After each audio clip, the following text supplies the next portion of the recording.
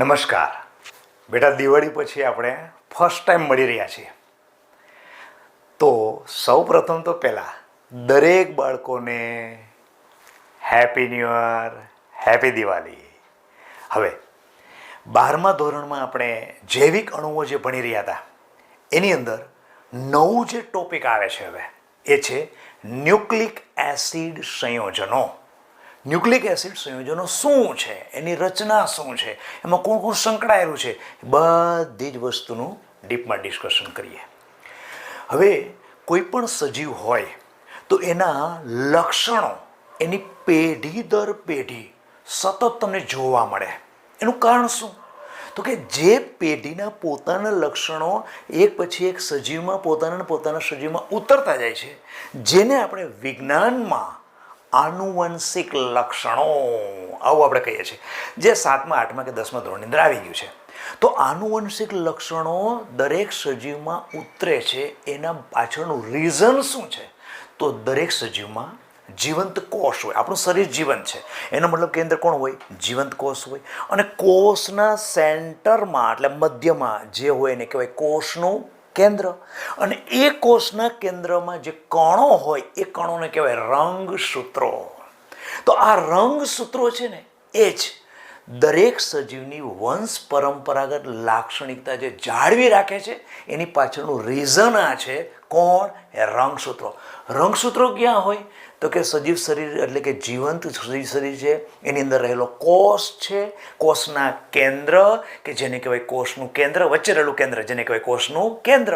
અને એ કેન્દ્રમાં કોણ હોય? નાના નાના કણો કે જેને કહીએ રંગસૂત્રો. અને એ જ રંગસૂત્રો, ફરીથી કહું છું, દરેક સજીવની આનુવંશિક લાક્ષણિકતા એટલે વારસાગત લાક્ષણિકતા માટે જવાબદાર હોય. તો આ જે રંગસૂત્રો છે શાના બનેલા હોય? તો કે પ્રોટીનના બનેલા હોય અને બીજા જૈવિક અણુઓ કે જેવા ન્યુક્લિક એસિડ. આ જે ન્યુક્લિક એસિડ છે એના વિશે આપણે આજે ભણવાનું છે. પરંતુ પહેલાં ન્યુક્લિક એસિડના 2 પ્રકાર. એક છે ડીએનએ અને બીજો છે આરએનએ. એક હું કહું છું ડીએનએ અને બીજો કહું છું આરએનએ. હવે આપણને ખ્યાલ છે કે ડીએનએ એટલે કોણ? Deoxy રિબો nucleic acid. જ્યારે આરએનએ એટલે કોણ? રિબો ન્યુક્લિક એસિડ. તો ડીએનએ અને આરએનએ કે જે કોષના કેન્દ્રની અંદર રહેલા હોય એ કોષનું કેન્દ્ર એટલે શું? તો ઇંગ્લિશમાં કેન્દ્રને શું કહેવાય? ન્યુક્લિયસ. તો ન્યુક્લિયસમાં રહેલો હોવાને કારણે આનું નામ જ કેવું આવ્યું? Nucleic acid. Deoxy રિબો nucleic acid. આનું રિબો ન્યુક્લિક એસિડ. જો પાછળ ન્યુક્લિક એસિડ જે કોષના કેન્દ્રમાં હોવાને કારણે કેન્દ્ર ઉપરથી એટલે કે ન્યુક્લિયસ ઉપરથી નામ આપ્યું ન્યુક્લિક એસિડ. ઓકે, તો હવે આ ડીએનએ અને આરએનએ આ ન્યુક્લિક એસિડ આપણે કહીએ છીએ એ શાના બનેલા હોય? તો કોઈ પણ જૈવિક અણુ શાનો બનેલો હોય એ બેટા આગળ આપણે આવી ગયેલું છે. જેમ કે પ્રોટીન શાનો બનેલો હોય? તો પ્રોટીનને તમે વિભાજન કરો, જળ વિભાજન કરો તો એમાં કોણ મળે? નાનો એકમ કોણ મળે? Amino acid. એટલે આપણે શું કહીએ? પ્રોટીન શાનો બનેલો? Amino acid. એવી રીતે આપણે સેકેરાઇડની અંદર જોયું હતું પોલીસેકેરાઇડ, સ્ટાર્ચ કે સેલ્યુલોઝ છે એ શેનો બનેલો હોય? તો જળ વિભાજન કરો એટલે મોનોસેકેરાઇડ, ગ્લુકોઝ કે ફ્રુક્ટોઝ બને. એટલે આપણે એમ કહીએ કે કોઈ પણ પોલીસેકેરાઇડ હંમેશા મોનોસેકેરાઇડથી બનેલો હોય. એવી રીતે જો ન્યુક્લિક એસિડ તમારે કેનો બનેલો એ જાણવું હોય તો એની અંદર પાણી નાખો. દેશી ભાષામાં પાણી નાખો, પણ વાસ્તવમાં રાસાયણિક દ્રષ્ટિએ કહીએ તો જલ વિભાજન કરો. તો ન્યુક્લિક એસિડ મારી પાસે ડીએનએ છે, એની અંદર પાણી નાખો. બરાબર છે? પાણી અંદર નાખ્યું એટલે એની અંદર રહેલા ઘટકો છૂટા પડી જશે. અને છૂટા પડેલા ઘટકોથી પછી હું કહીશ કે આ ઘટકોથી તમારો ડીએનએનો અણુ એટલે કે ન્યુક્લિક એસિડ બનેલો છે. તો ન્યુક્લિક એસિડનું જ્યારે જળ વિભાજન કરીએ ત્યારે 3 ઘટકો અંદરથી છૂટા પડે. એક તો કાર્બોહાઈડ્રેટ, શર્કરા. અને એ જે શર્કરા છે એ રિબોઝ શર્કરા હોય. 5 ચક્રની, 4 કાર્બન અને 1 ઓક્સિજન, એવી રીતે 5નું ચક્ર હોય. એ જે હું દોરું છું હમણાં. એક રિબોઝ, એક શર્કરા છે એટલે કાર્બોહાઈડ્રેટ છે. કે નથી? જે મારી પાસે કોણ હતું? ન્યુક્લિક એસિડ હતું. એની અંદર પાણી નાખું. દેશી ભાષામાં કહું તો પાણી નાખું છું અને વિજ્ઞાની ભાષામાં કહું તો જળ વિભાજન કરું. જળ વિભાજન કરું એટલે એક ઘટક છૂટો પડ્યો. કોણ? તો કે રિબોઝ શર્કરા. બીજું ફોસ્ફરિક એસિડ. જોજો બેટા, ફોસ્ફરિક એસિડ અંદર ન હોય, હા, એમાં PO4-3 ફોસ્ફેટ આયન હોય, પણ તમે પાણી નાખ્યું ને એટલે ફોસ્ફરિક એસિડ બની ગયો. એનો ફોસ્ફરિક એસિડનો કોઈ ઘટક છે ફોસ્ફેટ આયન. અને ત્રીજો બને છે, ત્રીજો જે અંદર રહેલો ઘટક છે એ બેઝ છે, નાઇટ્રોજન યુક્ત વિષમ ચક્રીય સંયોજન બેઝ છે. એ બેઝ પ્યુરિન અને પિરિમિડિનથી બનેલો હોય એ બેઝ છે. આમ તમારો ન્યુક્લિક એસિડ બેઝિકલી જળ વિભાજન કર્યું હતું કેટલા ઘટકોથી બનેલો હતો? એક તમારો હતો રિબોઝ શર્કરા જે કાર્બોહાઈડ્રેટ છે. બીજો કોણ? ફોસ્ફરિક એસિડ જે કેને કારણે બન્યો છે? અંદર રહેલો ફોસ્ફેટ આયન. તો બીજો કોણ એવો? Phosphate ion. અને ત્રીજો કોણ? તો કે એક બેઝ છે. બેઝ એટલે NaOH કે KOH કે નોટ એના જેવો એમોનિયા જેવો નથી હો. એ કોણ છે? વિષમ ચક્રીય કાર્બનિક બેઝ છે. વિષમ ચક્રીય સંયોજન એક પ્યુરિન અને પ્યુરિમિડિન બનથી બનેલો આ બેઝ હોય છે. ત્રણે ત્રણની આપણે ડિસ્કશન કરીએ, પણ પહેલા આ ઘટક લઈએ. કોણ? તો કે આપણો રિબોઝ શર્કરા. તો પહેલા રિબોઝ શર્કરા તો દોરીએ. રિબોઝ કેવો છે? જો રિબોઝ એ પેન્ટોઝ 5 ચક્રથી બનેલો હોય. આવી રીતે અહીંયા ઓક્સિજન છે, અહીંયા કાર્બન છે, આ પહેલો કાર્બન, બીજો કાર્બન, ત્રીજો કાર્બન, ચોથો કાર્બન અને પાંચમો કાર્બન, એટલે અહીંયા CH2OH, આ પાંચમો કાર્બન. હવે પહેલા કાર્બન ઉપર, બીજા કાર્બન ઉપર, ત્રીજા કાર્બન ઉપર કોણ હોય? તો કે આ જે રિબોઝ છે ને એ છે beta D ribose. Beta D ribose હોય. હવે બીટા હોય એટલે પહેલા કાર્બનમાં OH ક્યાં જાય? ઉપર. અહીંયા નીચે બંને પાછા OH અને અહીંયા H હોય. બાકીના પછી તમે જોડ કરી દો. OH એટલે કોણ આવશે? અહીંયા H આવશે. OH તો અહીં કોણ આવશે? H આવશે. અહીંયા OH છે તો અહીં કોણ આવશે? H. આ એક આપણો રિબોઝ શર્કરા છે, કાર્બોહાઈડ્રેટ છે. કેવી રીતે મળ્યો? ફરીથી કહું છું, ન્યુક્લિક એસિડનું શું કર્યું? જળ વિભાજન કર્યું, એટલે એમાં તમને એક મળ્યો શું? રિબોઝ શર્કરા. એ આ રિબોઝ શર્કરા છે. ઓકે. અચ્છા, હવે ડીએનએમાં શું આ રિબોઝ હોય? ડીએનએમાં આ રિબોઝ ન હોય. એમાં બીજા નંબરના કાર્બન ઉપર આ ઓક્સિજન છે ને એ નીકળી ગયેલો હોય. કોઈ પણ વસ્તુ રસાયણ વિજ્ઞાનમાં નીકળે એટલે એની અંદર ડી લાગે. અરે પણ કોણ નીકળો? તો કે ઓક્સિજન. એટલા માટે નામ અપાય ડીઓક્સી. રિબોઝ ખરો, પણ જો ઓક્સિજનથી કાઢી નાખું હું તો નામ મારે શું વાપરવું પડે? Deoxy ribose. પણ કયા કાર્બન ઉપરથી ઓક્સિજન નીકળો? બીજા નંબરમાં. તેથી કરીને નામ શું થાય? બીટા ડી 2, આવી રીતે કરું છે, 2 ડીઓક્સી રિબોઝ. આ થયું બીટા ડી 2 એટલે બીજા નંબરના કાર્બન ઉપર OH હતો એની જગ્યાએ H હતો. O નીકળી ગયો, એનો મતલબ કોણ નીકળી ગયો? ઓક્સિજન. એટલા માટે શું લેશો? ડીઓક્સી. રિબોઝ તો હતો જ, એટલા માટે લખું બીજા નંબરના કાર્બન ઉપરથી ઓક્સિજન નીકળી જવાને કારણે ડીઓક્સી અને રિબોઝ હતો. તો આ હોય ડીએનએ ની અંદર જે તમે જળ વિભાજન કરો છો, ડીઓક્સી રિબોઝ નિક્લોઝ શર્કરા એ આ છે. હવે તો આમાં કેવું હોય? આની અંદર તો નોર્મલ જ હોય છે, રિબોઝ શર્કરા જ હોય છે. રિબોઝ શર્કરા એટલે કે જે નોર્મલ તમે હમણાં દર્શાવ્યો હતો, આ પાંચમા નંબરનો કાર્બન CH2OH, પહેલો નંબર, બીજો, ત્રીજો, ચોથો અને પાંચમો. પહેલામાં બીટા ડી. આ છે શું? બીટા ડી રિબોઝ શર્કરા છે. તો અહીંયા પછી OH, અહીંયા OH, અહીંયા OH હોવાને કારણે H, અહીંયા H, અહીંયા OH એટલે H, અહીંયા OH એટલે H. આ શર્કરા કેની અંદર છે? તો કે RNAમાં છે. આ શર્કરા કેમાં છે? DNAમાં છે. મેં શું કર્યું? ન્યુક્લિક એસિડનું જળ વિભાજન કર્યું તો મને એક શર્કરા મળી. એ શર્કરા બંનેમાં કઈ કઈ મળે છે મેં તમને કહ્યું. કઈ રીતે ખ્યાલ આવ્યો? તો કે આની અંદર બીજા નંબરના કાર્બન ઉપર ઓક્સિજન નથી, એટલા માટે આને આપણે ફક્ત બીટા ડી રિબોઝ નહીં કહીએ. આને શું કહેવું પડશે? Beta D 2 deoxy ribose. આ શર્કરા થઈ ગઈ. ખ્યાલ આવી ગયો? ઓકે. હવે એના પછી બેઝ આવે છે. જો બેઝ છે ને, આની અંદર એ બેઝ હોય છે, આની અંદર એ બેઝ હોય છે, પણ બેઝ 4 પ્રકારના. એના માટે હું બેટા તમને એક ટ્રીક આપું. 4 બેઝને યાદ રાખવામાં આમાં કોણ હોય છે અને આમાં કોણ હોય છે, એક ટ્રીક આપું. ધારો કે તમે આવી રીતે ટ્રેન હું દોરું છું. આ ટ્રેનનો આગળનો ભાગ છે અને આ ટ્રેનનો પાછળનો ભાગ છે. ઓકે. આ વચ્ચે હું અહીંયા એના જે વ્હીલ છે એ દર્શાવું છું, આખી ટ્રેન. જો તમે આને યાદ રાખજો બેટા, કાંઈ માટે યાદ રહી જશે. હવે આ ટ્રેન છે ને, અહીંયા ગોવા સિટી લખેલું છે. આ કોણ છે? ગોવા.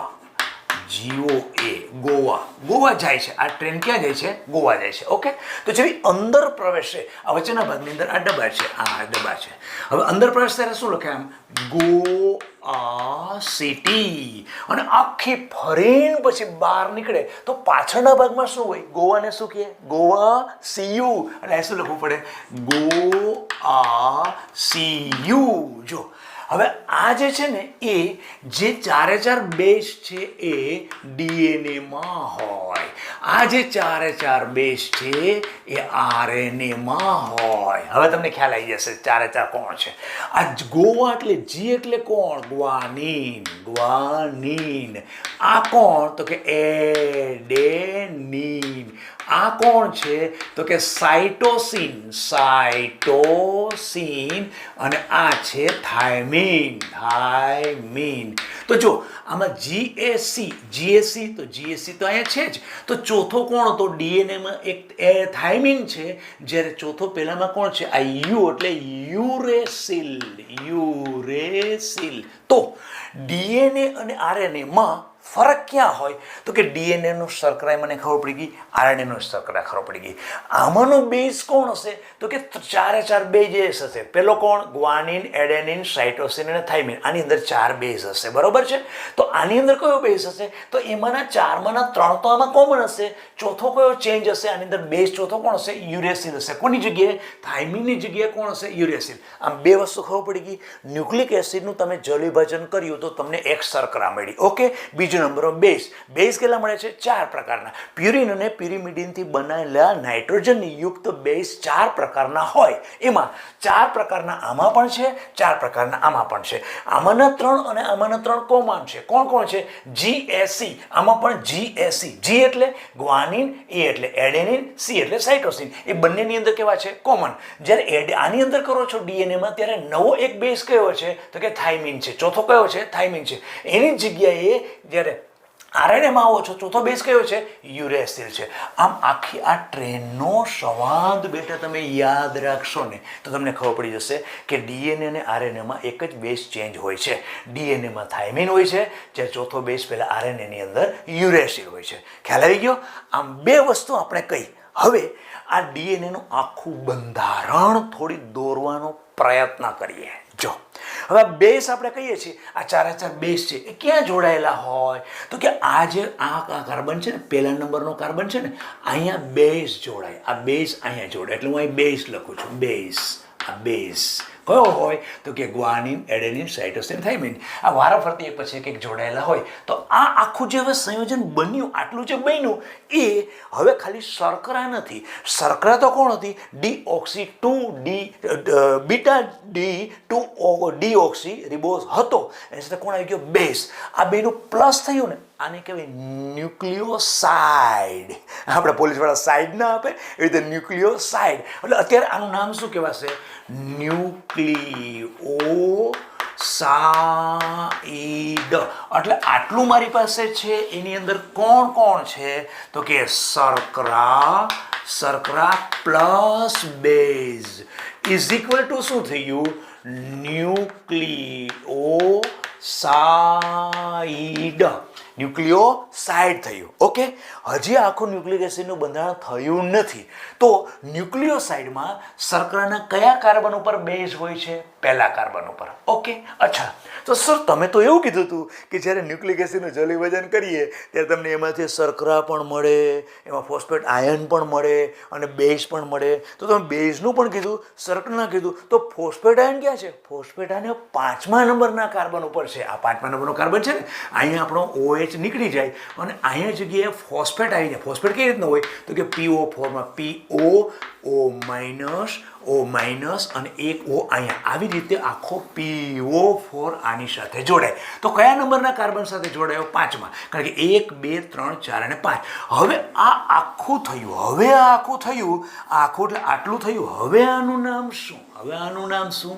ફરીથી પાછું કહું છું, આખું આટલું થયું એટલે હવે કોણ કોણ આવ્યું? કોણ આવ્યું? જો બેટા કોણ આવે છે? બેઝ, શર્કરા, ફોસ્ફેટ. ઓકે, આને કહેવાય ટાઈડ, પેલું કેવું હતું? સાઈડ. આમ હવે કોણ થયું? શર્કરા બેઝ, એટલે કે બેઝ પ્લસ શર્કરા, જો બેઝ પ્લસ શર્કરા પ્લસ ફોસ્ફેટ એટલે PO4-3. આ જે ત્રણેય ભેગા થયા, હવે આને શું કહેવાશે? ન્યુક્લિયોટાઇડ. ન્યુક્લિયોટાઇડ. તો ન્યુક્લિયોસાઇડ માંથી પછી ન્યુક્લિયો શું બને? ટાઇડ બને. અને આ ન્યુક્લિયોટાઇડ એકબીજા સાથે કઈ રીતે લાંબી શૃંખલા બનાવે એ માટે પછી જોઈ. એ ન્યુક્લિક એસિડનું થશે પ્રાથમિક બંધારણ. જુઓ, પણ એની પહેલા થોડું જોઈ લઈએ. હું ડીએનએ જ વાત કરું છું. ડીએનએમાં કોણ છે? Beta D2-deoxyriboz શર્કરા. એની સાથે કોણ છે? બેઝ. બેઝ કયા છે? તો કે ગ્વાનિન, એડેનિન, સાઇટોસિન, થાઇમિન. આ બેઝ હોય છે. પછી એને કયા કાર્બન સાથે? તો કે શર્કરાના પહેલા કાર્બન સાથે. પાંચમા કાર્બન સાથે કોણ હોય? તો કે ફોસ્ફેટ આયન. આ બંને ભેગા થઈને શું બને છે? ન્યુક્લિયોસાઇડ. ત્રણેય ભેગા થાય એટલે શું થયું? ન્યુક્લિયોટાઇડ. હવે આ ન્યુક્લિયોટાઇડ પાછો ન્યુક્લિયોટાઇડ, પાછો ન્યુક્લિયોટાઇડ, પાછો ન્યુક્લિયોટાઇડ, જેમાં પોલીન્યુક્લિયોટાઇડ એ જ આપણો ન્યુક્લિક એસિડ. અચ્છા. તો ન્યુક્લિયોટાઇડની સર લાંબી શૃંખલા હોય? યસ. જેવી રીતે પ્રોટીનની અંદર એમિનો એસિડ, જેને પોલીપેપ્ટાઇડ સંયોજનને જેને તમે પ્રોટીન કહો છો, એવી રીતે ન્યુક્લિયોટાઇડ આગળ વધતું જ જાય અને તમારું સંયોજન કયું બની જાય? Nucleic acid. પણ હવે એ જોવાનું છે કે આ આપણો ન્યુક્લિયોટાઇડ અત્યારે આપણી પાસે છે તો જરૂર, પણ આગળ બીજો આવો ન્યુક્લિયોટાઇડ ભેગો થઈને કઈ જગ્યાએ જોડાય એ હવે હું તમને કહું છું. આ ડીએનએનું બંધારણ છે ને, આને હું એમને જ રાખું છું. હવે અહીંયા બીજો એક શર્કરા દોરું છું. આ શર્કરા આવી રીતે આમ શર્કરા કર્યો. આ શર્કરા ઓક્સિજન, પછી પહેલો, બીજો, ત્રીજો, ચોથો ને પાંચમો CH2OH. ઓકે, અહીંયા OH, અહીંયા OH, અહીંયા OH, H અને H. જુઓ હવે મજા છે કે આ ફોસ્ફરસ છે ને, આવડો PO4 છે ને, PO4નો આ જે ત્રીજા નંબરનો કાર્બન છે ને, એની સાથે અહીંયા O થી જોડાય. આ O થી જોડાયેલો હોય આવી રીતે. એટલે આ આખો જે એક શર્કરા તમારી પૂરી થઈ ગઈ. શર્કરા પછી CH2 આવ્યું. CH2 પછી શું આવ્યો? ફોસ્ફેટ આયન આવ્યો. અને ફોસ્ફેટ આયનનો આ ઓક્સિજન, ફોસ્ફરસના ઓક્સિજનને આ કાર્બન કેટલા? ત્રીજો કેમ? જો કે 1, 2, 3, 4 અને 5. તો જો કેવું થયું? આ પાંચમા નંબરનો એક શર્કરા છે, એના પાંચમા નંબરનો કાર્બન છે. બીજી શર્કરા છે એના કયા નંબરનો? ત્રીજા નંબરનો કાર્બન.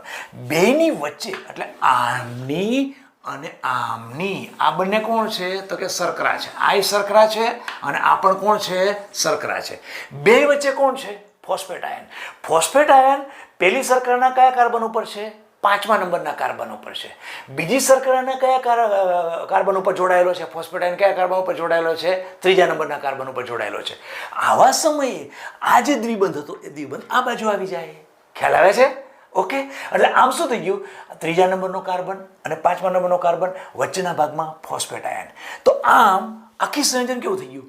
બેઝ શર્કરા ફોસ્ફેટ. બેઝ શર્કરા, આગળ જશે શું થશે? ફોસ્ફેટ. પાછો બેઝ શર્કરા ફોસ્ફેટ, બેઝ શર્કરા ફોસ્ફેટ. એનો મતલબ આખી રચના કેવી થઈ? જો હું અહીં બતાવું છું. હવે જો બેઝ શર્કરા ફોસ્ફેટ, બેઝ શર્કરા ફોસ્ફેટ. પાછું બેઝ શર્કરા ફોસ્ફેટ. ઓકે, બેઝ શર્કરા ફોસ્ફેટ. એનો મતલબ કે આમ આખી લાંબી શૃંખલા. તો આને યાદ કઈ રીતે રાખી? બહુ ઇઝી છે બેટા. કઈ રીતે? જુઓ, બેઝને તમે બી કહો યાદ રાખવા માટે, શર્કરાને તમે S કહો યાદ રાખવા માટે, અને ફોસ્ફેટને યાદ રાખવા માટે F કહો. એનો મતલબ શું થઈ ગયું? BSF. BSFના જવાનો હોય કે નહીં? સેલ્યુટ મારી આપણે. BSF, BSF, BSF, BSF, continue આવી રીતે આમ ચાલ્યા રાખે અને આ આખી લાંબી શૃંખલા બને. આને ન્યુક્લિક એસિડનું પ્રાઇમરી એટલે કે પ્રાથમિક બંધારણ કહેવાય. પરંતુ વોટસન અને કિક આ બે વૈજ્ઞાનિકોએ ડીએનએનું દ્વિસર્પિલ એટલે કે આખી લાંબી શૃંખલા હોય ને, લાંબી એમ રસી કેમ હોય એવી રીતે લાંબી રસી સ્વરૂપે સમજો. એવી રીતે બીજી લાંબી ડીએનએની પોલીન્યુક્લિયોટાઇડ લાંબી શૃંખલા છે, એને તમે આખી આમ કરીને વળ ચડાવો તો પોઝિશન કેવી થાય? એક લાંબી શૃંખલા તમારી આવી હતી, આવી લાંબી શૃંખલા હતી, બીજી લાંબી શૃંખલા, તમે આ રીતે કર્યું તો આ તમારું દ્વિસર્પિલ બંધારણ થયું. એક સાપ અને બીજો સાપ, એનું કે દ્વિસર્પિલ બંધારણ કોનું? ડીએનએનું. અને આ દર્શાવ્યું કોણે? વોટસન અને કિક નામના બે વૈજ્ઞાનિકો છે. એણે આ ડીએનએનું દ્વિસર્પિલ બંધારણ છે, દ્વિતીયક બંધારણ કહી શકાય, એને દર્શાવ્યું કે જેમાં કોણ હોય તો કે વચ્ચે અહીંયા બંધ હોય. કોની વચ્ચે? તો કે આપણે ખબર છે, જો G GOACT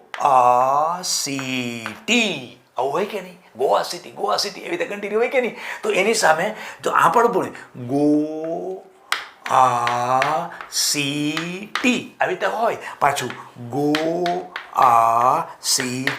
તો આમાં કોની વચ્ચે બંધ હોય અને કયો બંધ હોય? તો કે જે આ એક સર્પિલ છે એના બેઝ છે, એ રીતે બીજું સર્પિલ છે ડીએનએનું બંધારણ એનો બેઝ છે, એની વચ્ચે આ બેઝ વચ્ચે પાછા બંધ હોય. એ કયા હોય? તો G અને C વચ્ચે 3 બંધ હોય, A અને T વચ્ચે દ્વિબંધ હોય, G અને C વચ્ચે 3 બંધ હોય, A અને T વચ્ચે દ્વિબંધ. પણ સર અમને આ કઈ રીતે યાદ રહે? એ યાદ રાખવા માટેની ટ્રીક હું તમને ફરીથી પાછી આપું બેટા. જો તમે શું કર્યું, આ ઓ છે ને એને ટપકા સ્વરૂપે દર્શાવ, યાદ રાખવા માટે GOACT. હવે એકી સંખ્યા અને બેકી સંખ્યા જોડો, પહેલા ક્રમ આપી દો.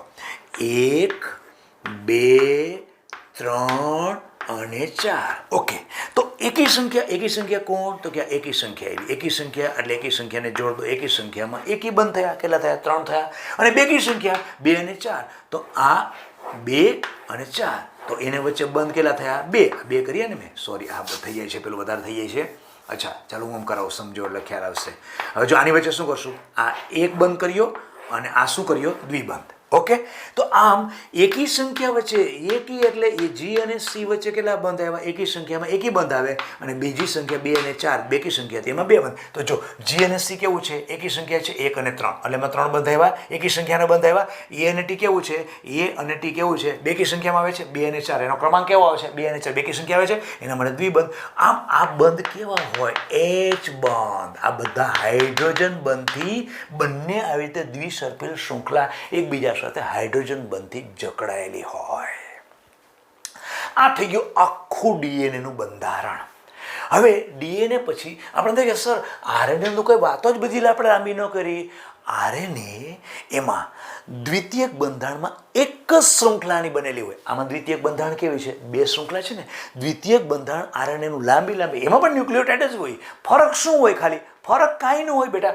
આની અંદર ડીઓક્સીરિબોઝ ન હોય, ખાલી રિબોઝ હોય. પછી બેઝ શું હોય? તો કે બેઝ જે 4 હતા ને એમાંનો T એટલે કે થાઇમિનની જગ્યાએ કોણ હોય? યુરેસિલ હોય. આની જેમ જ હોય. અને ફોસ્ફેટ તો બંનેમાં કોમન જ છે. તો તે કરીને પણ આની શૃંખલામાં ફરક એવો કે આ વૈજ્ઞાનિકો આપણને શોધીને દ્વિસર્પિલ દ્વિતીય બંધારણ આપેલું છે. જ્યારે આરએનએના દ્વિતીય બંધારણમાં શું હોય?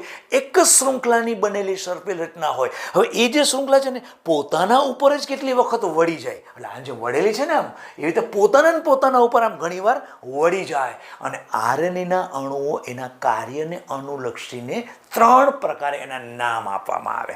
જે સંદેશાવાહક આરએનએ છે એને મેસેજર, આ mRNA. mRNA એટલે કોણ? સંદેશાવાહક જે પણ કોઈ આરએનએ છે એને mRNA કહેવાય. પછી રિબોઝોમલ આરએનએ છે એને કહેવાય rRNA. અને ત્રીજી વસ્તુ છે જે સ્થાનાંતરનું કાર્ય કરે છે એને કહેવાય ટ્રાન્સફર, એટલે કે tRNA. આમ આરએનએના કાર્ય અને અનુલક્ષીને તેના 3 નામ આપવામાં આવ્યા. 3 નામ એટલે કે મેસેન્જર છે એમાં આરઆરએનએ, એના પછી રિબોસોમલ છે એને કહેવાય આરઆરએનએ, અને ટ્રાન્સફર સ્થાનાંતરનું જે કાર્ય કરે છે એને ટીઆરએનએ, અને કોષની અંદર મોટાભાગે પ્રોટીનનું સંશ્લેષણ વાસ્તવમાં જો કોઈ કરતું હોય તો એ આરએનએ છે. આરએનએ પણ ચોક્કસ પ્રકારના પ્રોટીનના સંશ્લેષણનો સંદેશ તો ડીએનએમાં જ હાજર હોય. અને ડીએનએની વિશેષતા એ છે કે ડીએનએનો એક અણુ સ્વયં પોતે બેવડાય અને જે એક નવો જે બનેલો છે બેવડાઈ શકવા માટે પહેલાં સક્ષમ છે, અને સમાન જે બેવડાયેલો અણુ છે એમાં ટુકડો છે એ નવા બાળકોષની અંદર સ્થાનાંતર પામે છે. આ થઈ ગયું પ્રોટીનથી બનેલો, એટલે કોષની અંદર રહેલા જીવંત અણુઓ ડીએનએ અને આરએનએ. એમાં ખાસ આપણે જે બધું ડિસ્કશન કર્યું એ ડીએનએનું બંધારણ. ફરીથી એકવાર રિવિઝન કરી લઈએ. ન્યુક્લિક એસિડ કોણ? DNA, RNA. ડીઓક્સીરિબોઝ, જો ડીઓક્સી બોલો છો ને ત્યાં જ ખબર પડી જવી જોઈએ બેટા કે કોણ છે, કે રિબોઝ શર્કરા છે એના બીજા નંબરના કાર્બન ઉપર ઓક્સિજન નથી, એટલા માટે નામ આપણે શું આપ્યું? Beta D two deoxyribose. એ શર્કરા કાર્બોહાઈડ્રેટ એની સાથે બેઝ જોડાય, બંને ભેગા થાય, ન્યુક્લિયોસાઇડ થાય, અને પછી એની સાથે 5મા નંબરના કાર્બનમાં ફોસ્ફેટ આયન આવે અને ન્યુક્લિયોટાઇડ થાય. ન્યુક્લિયોટાઇડ